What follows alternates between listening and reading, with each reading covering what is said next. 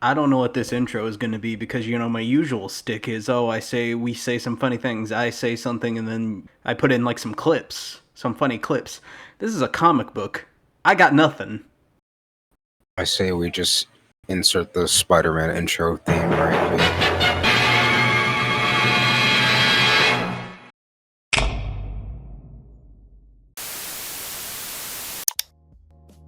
Silver Age Batman. Probably roughly the most iconic version of Batman. Silver Age Batman? Yeah. Blue suit, oval symbol. If you asked a kid to draw Batman, this is probably the Batman, closest to what they'll draw. These days? I mean, yeah, maybe, probably, because, this Batman has gotten a lot of resurgence as far as his design goes, with, Batman, the Brave and the Bold and stuff. Very reminiscent of this design. I think to a degree, a lot of people would also draw the casual gray. I feel like the most iconic Batman is probably still the gray and black appearance, but it might depend on every generation. Honestly, I'm trying to think. I don't know. I feel like more or less anything. If you had someone draw the bat symbol, it would probably be the oval, right? Yeah, because it's like the most symbol Batman symbol, I guess. Alright, so, in terms of the origins of the suit, this wasn't like some, grandiose, Batman's debuting with a new costume. No, they just kind of did this over the course of a couple issues. You go from your Batman with his purple gloves, and eventually they lost the purple gloves, he just, started wearing normal long gloves. Rather than shading him fully in black, they started doing less shading, which, made the blue more apparent. Another thing, I couldn't find anything substantial, saying it, but the original Batman suit, it was a black suit, right? Everyone can agree that if you look back at those early comics, that's a black suit. However, black ink, super expensive. So over time, they just started doing less shading, and eventually, the iconic black suit is just, it's blue now. Nothing you can do about it. I'm pretty sure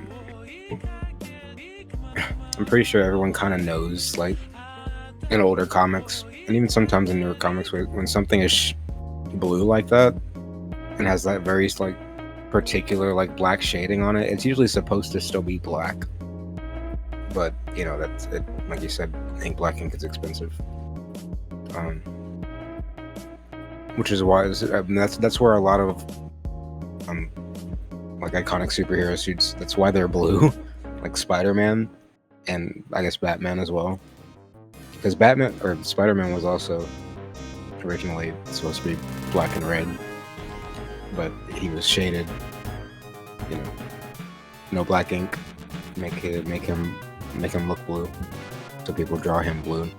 Be honest, I guess no, I keep forgetting. Do you do you prefer black over blue? Yes, I do, very much. I think it depends on the Batman you're portraying. Listen, I've come to respect it. For the record, I was not a blue hater. I wouldn't call myself a blue hater. With almost every design, I just never preferred it. If you slid a Batman design in front of me and said, does it look better with black or blue? I'd always say black. And there's not, that's not just because, black's cooler. No, it's because... Alright, this is getting more into the character of Batman, but Batman is all about subverting your expectations, right? Batman, his parents were brutally murdered in front of him. You'd think he'd become a villain. That's a villain origin story right there. Despite that, he became one of DC's most compassionate, heroes. Despite what some Batman media will have you believe, Batman is a deeply caring person. He cares for almost everyone in Gotham. he is the one person who will stick up for almost every villain he's ever come against. Serial killers, mass murders, to a fault. You know, that's not always a good thing, but that is Batman's character.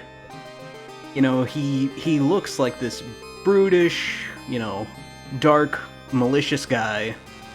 But despite that, you know, he's one of DC's more, you know, he is probably one of the most heroic DC characters in general, other than Superman. Sometimes he's even tied with Superman in terms of compassion. I think yes, but I think that's also what kind of makes it.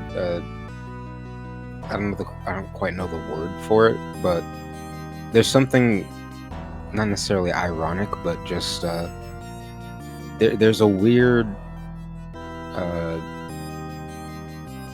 synergy with Batman being, you know, this dark, black coated figure in the night, and then everyone grows to fear him, right? Even civilians grow to fear him, think he's a myth or whatever for the longest time, until, you know, eventually Batman becomes a well-known figure in Gotham. But like for the longest time, like it's always how Batman starts out. He starts out as a myth, like a legend. People don't believe he's real, or they do, and they fear him, and he keeps criminals at bay. And then like you're a civilian, you're scared of him. You see Batman, and it's like, oh, please don't hurt me. It turns out he's like this really kind, but like, you know, rough around the edges kind of guy. You know, he's seen some shit. He's doing some shit. So I think that's where the black and gray, or just even all black. I don't really like all black as much, not nearly as much as black and gray. But I think that's where black and gray it appeals to me.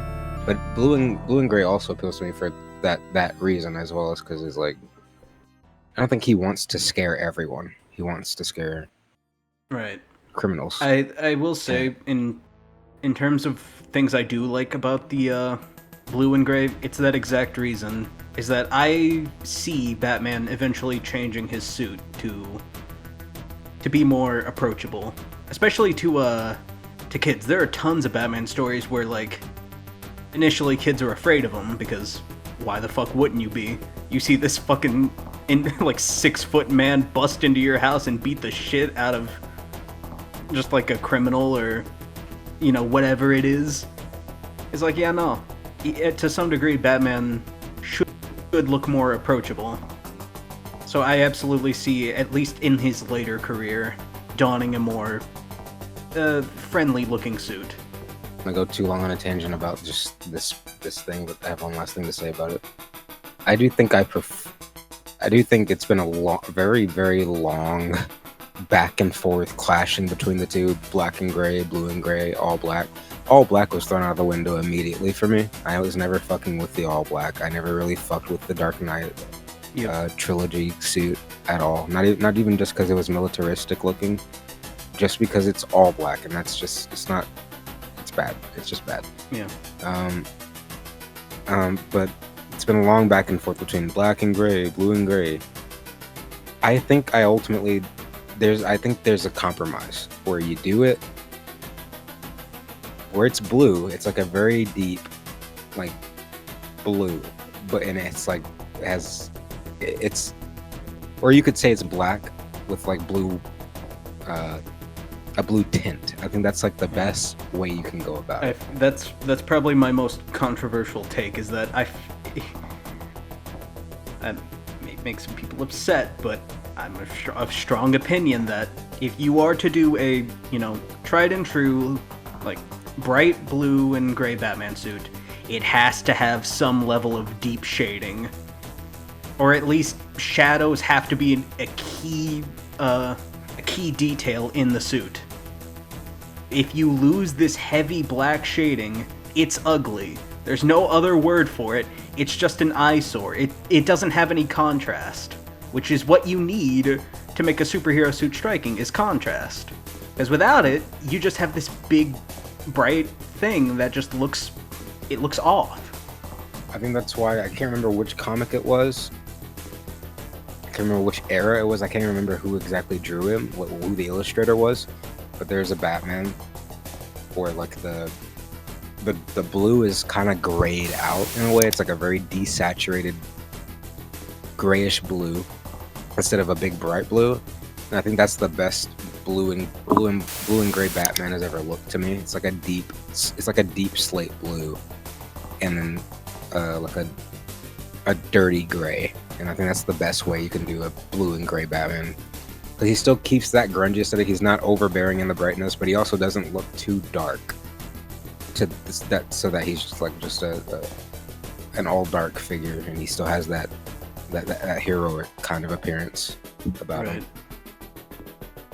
That said, I don't think the suit's that bad to me. It's definitely the brightest. I think this is the brightest Batman has ever looked, for sure. But I don't know. It is. I do understand what you mean. It is a little hard to look at. But also, this is something that gets lost. You'll never see this in a modern Batman comic, thankfully. But bro, the drawn-on eyebrows are fucking ugly. That's what I was. Is it drawn? Do you mean like drawn on in the literal sense, or drawn on from the artistic sense? Drawn on from the artistic sense. When they put emphasis on the fact that he has these sharp, distinguished eyebrows, it looks too goofy. Yeah, I see it. It doesn't bother me as much, but I see what you mean. Yeah. Other things to, I guess, note. Belt, it's fine. It changes with artist to artist. That's just something that's outside of like creative control. Cape, nice and long. Can't complain about it either way. His cape seems to fluctuate in length depending on. It kind of just seems to fluctuate depending on what they want him to look like in the specific shot. Yeah, that's what I like about Batman though, is they can use his cape to get some real fun shapes. Yeah, that is this picture I'm looking at right here. That's a crazy cape. That's the kind of cape that is actually detrimental. You know Batman. You know, after he returned from his ninja training, he must have spent like a month in his cave practicing how to maneuver with that shit. Because if you're Batman, right, it's like you know you can't lose the cape. The cape that has all your aura. Yeah, I'm looking at this fuck ass picture of Batman without the cape. Put it back on. I think people hate. Hey, this is just an off topic, but people hate on Batman's without the cape. That's why people hate on the Batman Beyond suit, which I'm sure we'll be doing that suit at some point, even though there's not much to talk about with that suit. I don't mind it. I don't mind it as much as people seem to. It works for some things. It doesn't work for other things. No. Let me clarify. Batman with a cape almost every day of the month. The off day being Batman Beyond. Because people say that never mind. I keep wanting to talk about stuff that we'll get into. We'll get into later. it. We'll get into it. All right, so we're closing out here.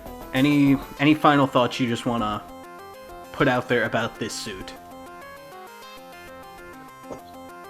I do think the blue is a little too bright overall. I would prefer it toned down a bit. The problem is it's so different every time it shows up. Like, it's hard to get a consistent idea of what this suit was actually supposed to definitively look like. Mm-hmm. But for the most part, I think it's one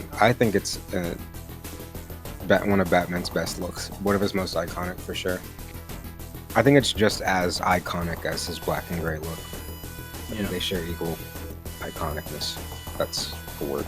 Yeah, it's not my favorite, but you know, we're two people. We can't deny that this suit is. No, I feel like as much as I want to be a naysayer, it's like it truly is like. It's his most iconic look. People are asking for it. People are begging for it. If DCU Batman doesn't look like this, there might be riots. I think DCU Batman will look more similar to this than to Robert Pattinson's Batman. So to all you people that are saying it won't happen, watch when you see when you see sky blue and white Batman pop onto your screen. I don't want to hear crying because I told you.